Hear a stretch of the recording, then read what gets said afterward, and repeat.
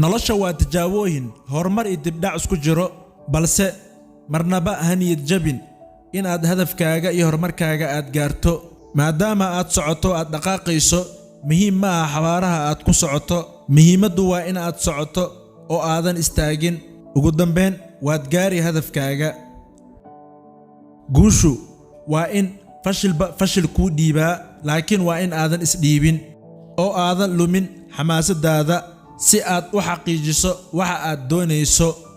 ma jiro nin guul gaari karo iyadoo aysan ka dambeyn qof dumar ah hooyo ama xaas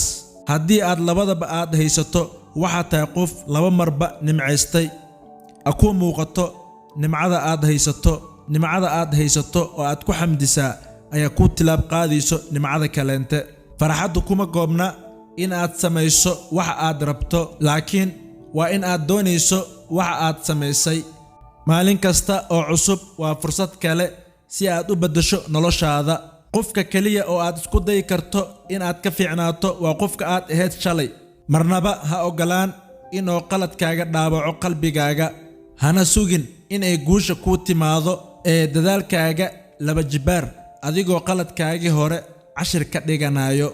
jooji fikirka qayaaliga ah adigoo xadidaayo oo bilow ka fikirka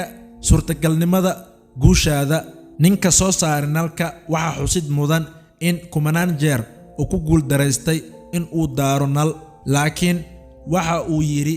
ma fashilmin waxaan ogaaday oo kaliya kun wado oo aan lagu gaari karin guul sidaa darteed fashilku waa wadada loo maro guusha sirta ugu weyn ee guul lagu gaaro noloshan waa in aad ogaataa wax laga rabo in aad samayso kadibna